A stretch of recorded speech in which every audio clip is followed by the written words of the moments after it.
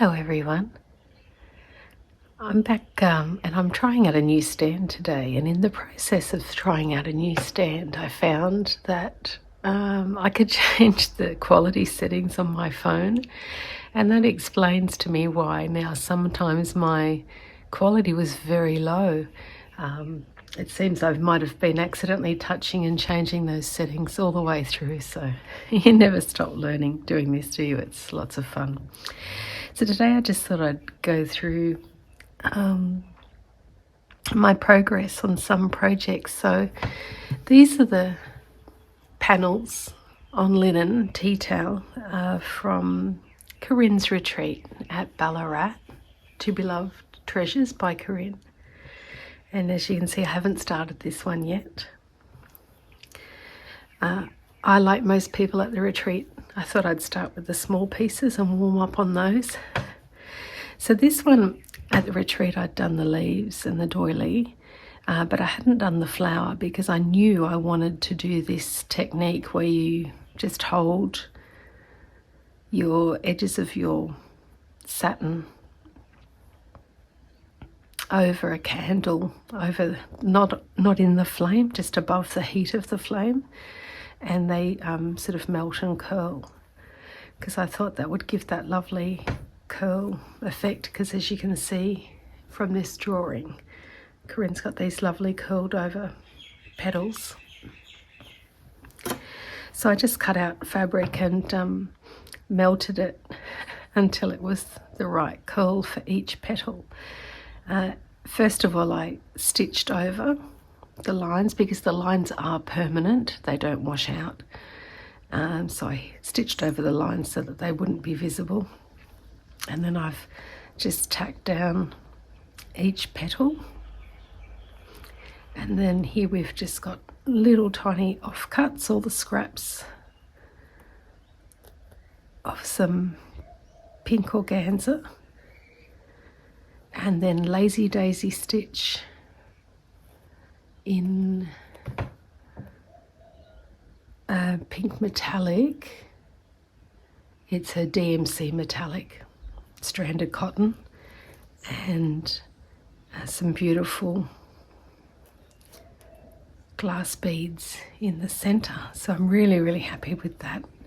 What I plan to try and do with these is I'm going to, on the sewing machine, stitch a fabric backing on them, so put the right sides together and stitch all the way around, leaving an opening, turn them through so that they'll be backed nicely. And then I bought this. I've no idea if it will work or if the fabrics are going to be too thick, but this looks pretty heavy duty, right? So I thought I would try these to make the, I've covered all of these ones, the holes in the tags, and there'll be, I think there's 6 altogether, right? So I'm thinking that will just look very pretty as hanging as bunting across the crafty cupboard for Christmas. So that's the magnolia one. I might possibly do some tiny stitching embroidery on this, but I'll see once it's all done with its little eyelet what I think and if it needs more. Okay, so this one was all different pieces of wool, and I've just stitched over them with fly stitch in different metallic threads. I mostly use the Krynic threads. I really like them to work with.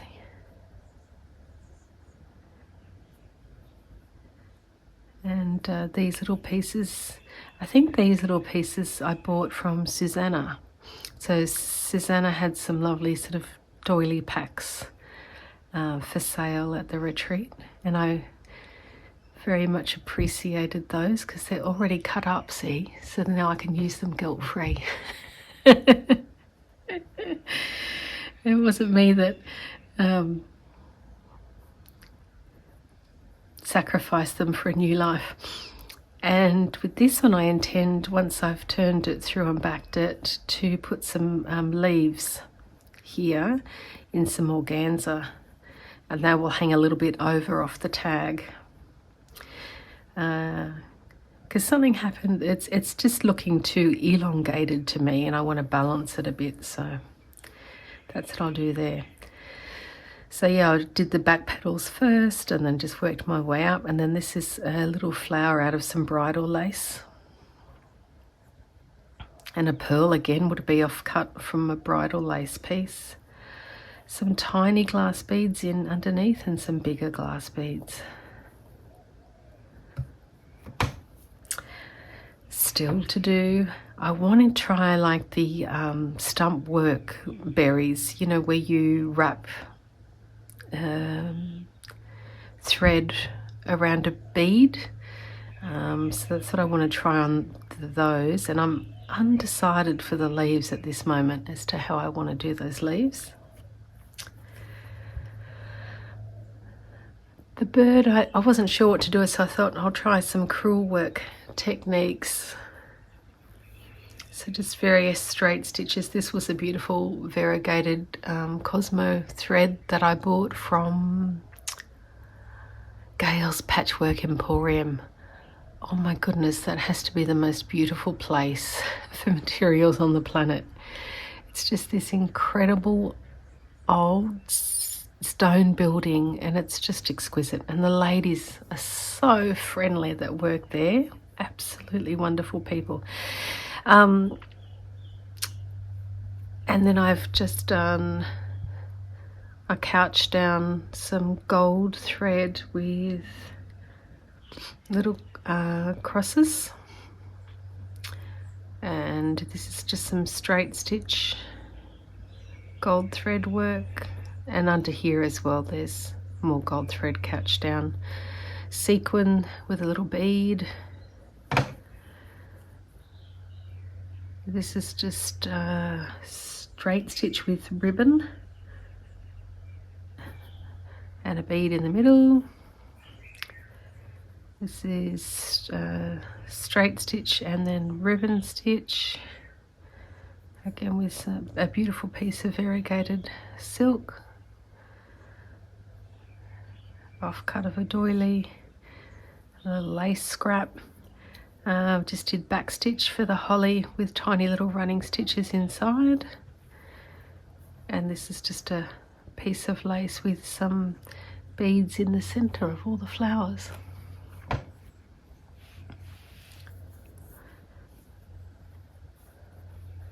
This one is the pieces of organza cut to shade the petals and just a little running stitch to put down. It's the scraps of doing that I used inside here to give the pink of this center.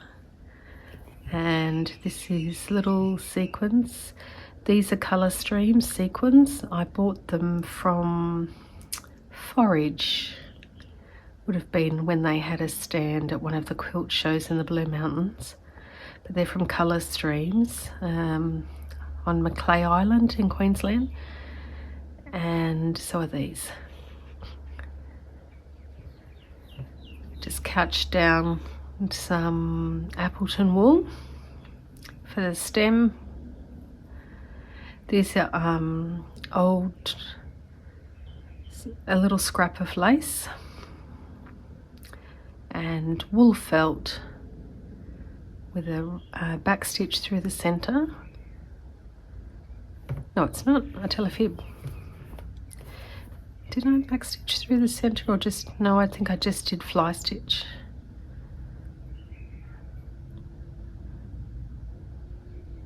No, it is. It's a back stitch. I can't even remember what I did.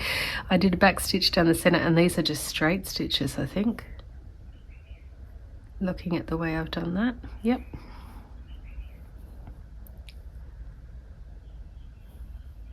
And this is a DMC metallic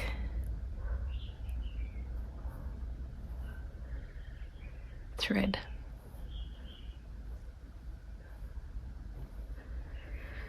Still to do this one. I think this is going to be beads for sure. I'm still thinking about the petals. Undecided as to whether I want to use fabric to render the petals or do a range of different stitch techniques for each petal. And this is the large panel. When I saw Corinne's neutrals piece, wow, I absolutely loved that. And I thought I want to do that too. So what I've started, I have this tangle. This is what happens when you take silk thread off its packet and then don't deal with it straight away. It just, yeah, likes to make a nice web. It's deliciously soft to work with.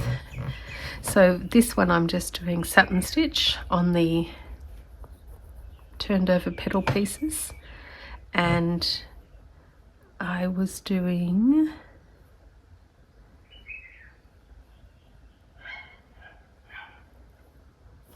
it's a whipped stitch. I'm just trying to remember. I can hardly see anything on the other side. I think I just did whipped satin stitch. So you do satin stitch, sorry, not satin stitch, stem stitch. Did I call this stem stitch before? This is satin stitch. I lost my brain as well as my voice. And this is satin stitch, and then you whip each stitch just to thicken it up. So that's what I'm going to do that one in. So I'm going neutral, but still with a slight sort of pink tinge to it. This is a piece of variegated. That's all I have left. So when I finished at the retreat in Ballarat, I met up with my family who'd come down to Melbourne. We were having a family holiday in Melbourne on the Thursday to Sunday, and Corinne's retreat neatly fell in that. So the days beforehand. So I just met up with the family Thursday night. Friday they went off to PAX. It's a big gaming expo, and I took myself on an excursion. So I just got out Google Maps and I had a look for craft stores, and I found what looked to be an interesting embroidery store out of Melbourne, and I've completely forgotten what it was called and where it was, but I will look it up and I'll link it in the information section below, because it was such a good trip. It was so worth going out there. They had beautiful examples of embroidery and lots of threads and silk ribbons. So I splurged a little and bought myself some colour streams, threads and ribbons.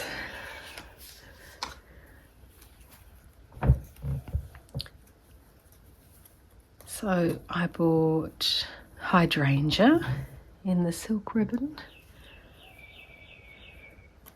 and silken strands, and this is a thicker silk.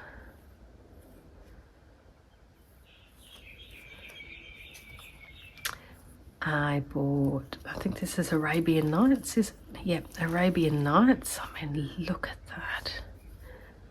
Such vibrant colours. Eucalyptus.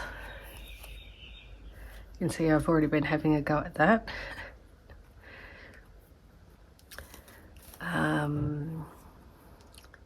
La Plume. I bought a thicker one for doing bigger flowers. So that's 13 millimeters. And the matching threads. These are cottons, I think. Yeah, cottons. So that's cotton floss. Wisteria. Oh, my old house, I had the most beautiful wisteria. I trained it over many years along the entire side fence. It was exquisite. My husband wasn't so happy about having to jump the fence all the time and trim it on the neighbour's side to keep it under control. But, oh my goodness, I loved that. And underneath I had an underplanting of arum lilies. So it was just so beautiful. See the beautiful wisteria hanging down and the beautiful arum lilies underneath. Yeah, I've since seen photos of that, and it's all been removed. Some people like empty fences.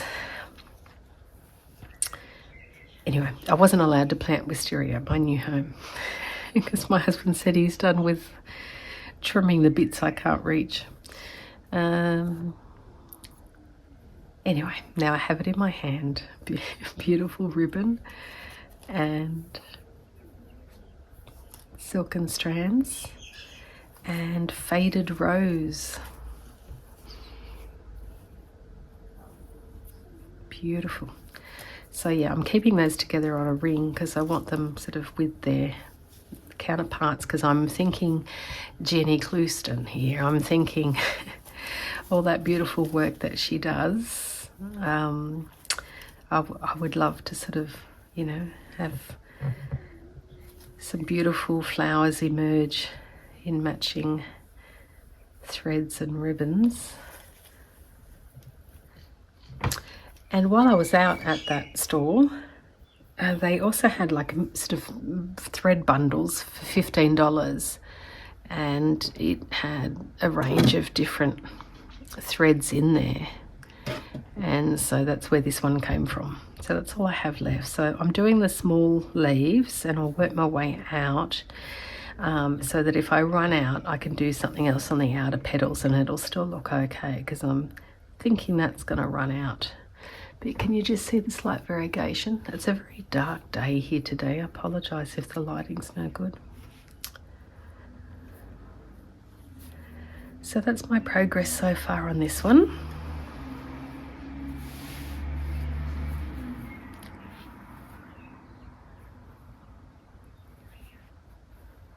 I must have got bored partway through. I can see I'm doing a leaf, and I'm doing 3 strands. Oh yeah, because I'm finding the 2 strands, it's difficult to get coverage over the dark lines. So I'm using 3 strands there of this one. This was DMC 644.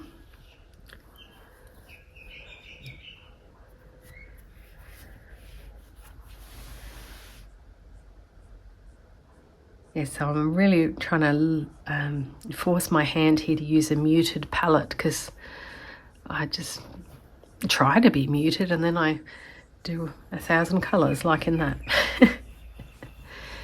And then this is my progress so far on my journal cover. I just zoom out a little. Oh, you can see most of it. No, you can see it. So I've been working over here.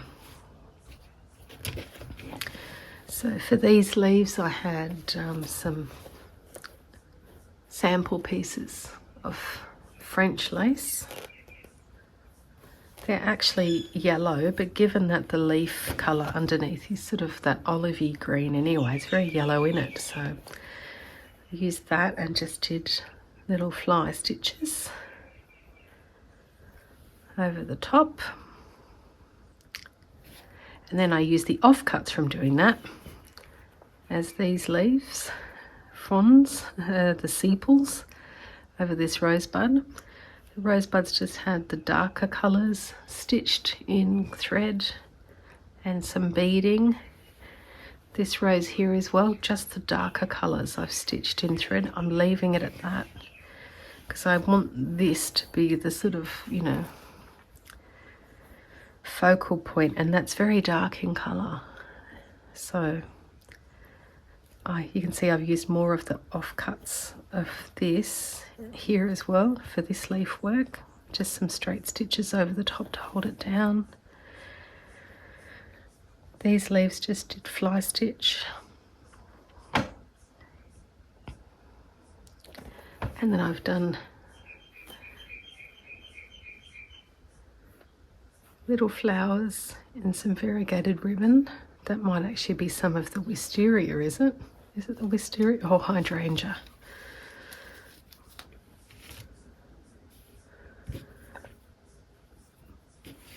Yep, that's the hydrangea. fun.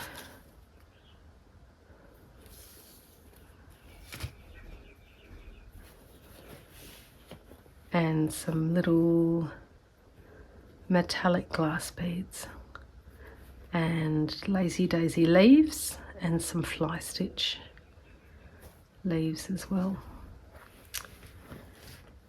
And oh, this one is the eucalypt. That's what I use this eucalypt for.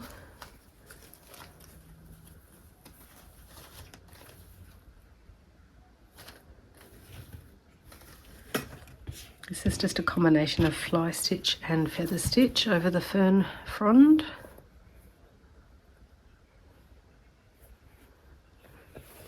So I'm having lots of fun using my new goodies. I had cabin luggage only, so I had to be very, very restrained in size, if not restrained in price. Seems like the smaller the goodies are, the more expensive they cost. We were so spoilt by Corinne. She bought us each the most beautiful project bag as well. So I was really sort of on our last day of the retreat thinking, oh my goodness, you know, how am I going to fit all of this? And I had to be very restrained. I even returned some of the goodies that Corinne had given us because they were just too large, and I knew I didn't have the space, and I wanted to make sure that they went to someone who could use them rather than, you know, being confiscated at the airport or whatever. So, and then when she gave us the bag, I was just so happy because it meant that, you know, my bags could consolidate into that, and it held everything really, really well. And it's just the best project bag. It sits happily on the shelf, holding lots and lots of projects for me, so it's wonderful. It's a grab and go bag of fun. Thank you, Corinne. It really is the best bag. Love it. It was such an unexpected surprise. Anyway, I'm thinking that this section here, it will be the spine of my stitch journal, and it's sitting there plain, ready for some embroidery. So I want to use some of my new threads and silk ribbon to make a pretty embroidery.